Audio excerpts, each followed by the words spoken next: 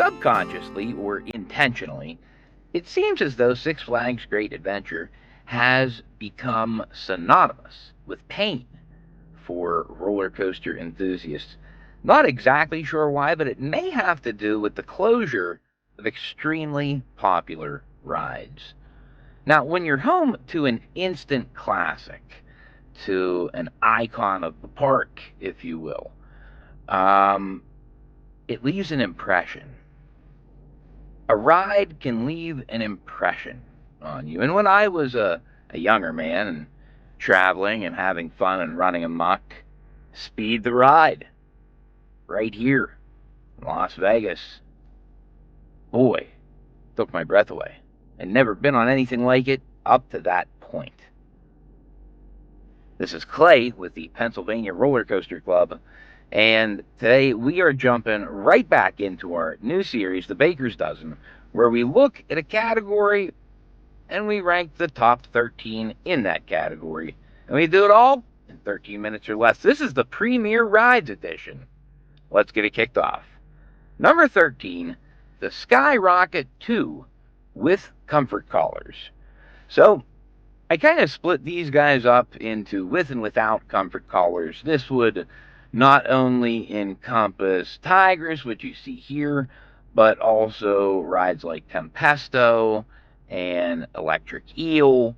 The majority of the Busch Gardens and SeaWorld parks, they're going to have these types of comfort collar restraints on their Skyrocket 2s, for better or worse. And I happen to think it is for worse. Still a fun ride, though. Number 12, Backlot Stunt Coaster. Now, this has had a few installations, notably at the King's Parks, and that would also include Canada's Wonderland. And Backlot Stunt Coaster is a phenomenal ride for your park. I'll say that again. It's a phenomenal ride for your park because it introduces a younger generation to the idea of a thrill ride. And that launch is still punchy enough to be able to give some enjoyment for parents. And, fun ride. Really good choice. Number 11, Flight of Fear. Now, we get an opportunity to take a peek in here. I believe this was some type of ACE event where they were allowed to go into the building and witness this run with the lights on, which is pretty cool. But, I mean, in theory, they do make this model outdoors, so not too much fancy going on in here, considering that the ride is pretty much just the ride in the dark in a building. So, Flight of Fear, it's fine. But we all know that these two installations at Kings Island and Kings Dominion feature a mid-course brake run. Really kills the last half of the ride, and that's why it's number 11. Number 10, Runaway Mountain.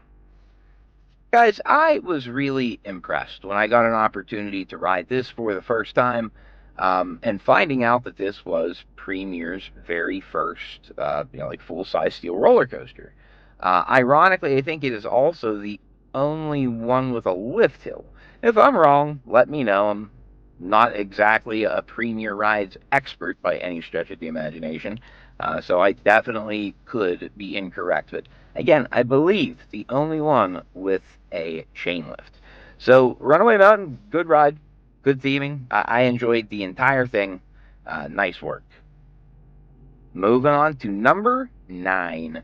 Joker's Jinx. So now we start to get into these other spaghetti bowl models from Premier Rides. This is a Flight of Fear pretty much that is identical, except for the fact that A, it's outdoors, and B, there is no mid-course brake run, which is why this is a better ride. It doesn't matter which way you shake it. Joker's Jinx is just simply better than Flight of Fear at either location. Number 8, the Skyrocket 2 without comfort collars. And man, what a distinction and what a difference the removal of that comfort collar can make. We're taking a look right now at footage of Phobia Fear Coaster located at Lake Compounce. And this happens to be my absolute favorite Skyrocket 2, period. It gives unbelievable views. You got the water there. I mean, it's just phenomenal. Moving on, though, to number 7, Poltergeist. Guys, Poltergeist, Six Flags Fiesta, Texas. Let me tell you what. The ride is incredibly comparable to Joker's Jinx. Nothing too much to discern and make a huge deal about. However, it's the theming. I wish I could have found my footage of the theming and the queue for this ride, but that is why it is one step above, and it deserves it. Subscribe to the channel. Don't be a chooch. Definitely don't want to be a chooch. Number 6, Revenge of the Mummy. Now, if you are a Universal Studios Florida fan and you have been on Revenge of the Mummy, I can assume that you understand why it is ranked this high. Revenge of the Mummy is a pretty darn good ride. Now, there really is no big height or drops or dips. It is a terrain style dark ride roller coaster. And it's fun. The backward section, which you're about to see here, I mean, all of this stuff catches you off guard because when you go to ride this, you really don't know what to expect. And truth be told, even after going back and riding it for a second or third time, it was still just as fun as the first. And that is a great sign for a great ride. And that is exactly what Revenge of the Mummy is, a great ride. Moving on, here's a good one. Number 5, Skyrocket. Now, guys, I find this ride to be criminally underrated. That launch right there, absolutely phenomenal. The top hat element, I mean, you are really, really flung over the top of that. And even the mid-course brake run drop is excellent as well. The airtime on the first 2/3 of Skyrocket is absolutely elite. And it cannot be slept on.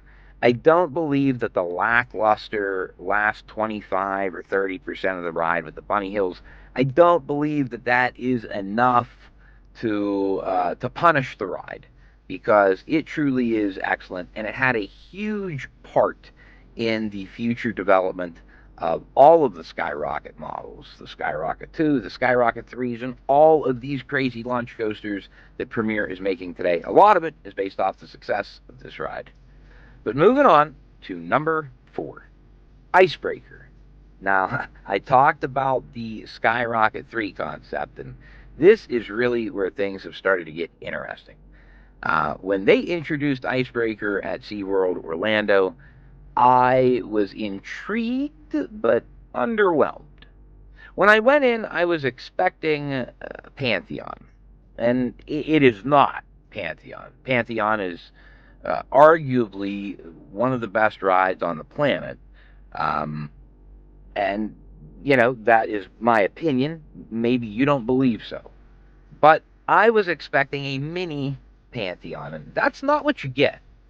It turns out Icebreaker is really less about the spike and the airtime and more about building momentum to go through the layout and the elements with force.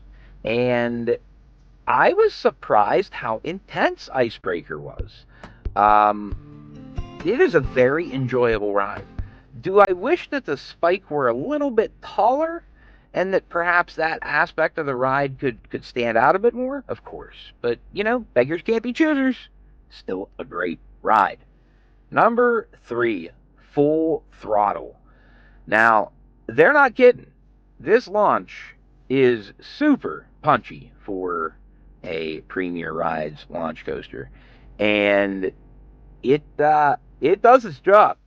It really provides you with an amazing launch, some tremendous hang time going through that huge loop, and you really start to feel like this ride is kicking off, and you're juiced. You are ready for more, and you go and you traverse, over the hillside, and you start to get ready to encompass what you feel should probably be about mid-ride. You hit this section where it turns into a swing launch. And man, my excitement at this point was out of this world. I couldn't even contain myself on the train because I knew that great things were to come whenever I hit this section. And the swing launch kicks me back, and I am flung through that little tiny tunnel, and I am shot up and over that same loop that I had just done, but this time on top. And then I hit a brake run. Disappointing, but great ride. Number 2, West Coast Racers. Now, this arguably could have been number 1, but then again, it arguably could have been dropped back a few. I don't really have a strong opinion either way, but it still has to be number 2 on this list. So the comfort collar's definitely restrictive.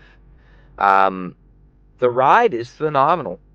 I think the racing element is great. The near misses are outstanding. The two layouts interchange and work with one another perfectly. They utilized the topography really, really well. Not much to complain about. However, it's the operations of this ride that drive me nuts. They will not run it in the rain. And if there is a drop of water on the track, it's not even going to test. The frustrations that I had watching this ride just sit there while it's not raining, simply with water drying off in the sun, man, super frustrating, but a great ride. So number 1, I mean, it was clear cut. It was easy. It's the closest thing that you're going to get to having Batman and Robin the Chiller, or for that matter, probably the closest thing that you'll get to having Speed the Ride back ever again. And that is Mr. Freeze and Mr. Freeze Reverse Blast at Six Flags St. Louis and Six Flags over Texas, respectively. And, you know, these rides, they're amazing. They provide plenty of punch, and they're still relatively smooth.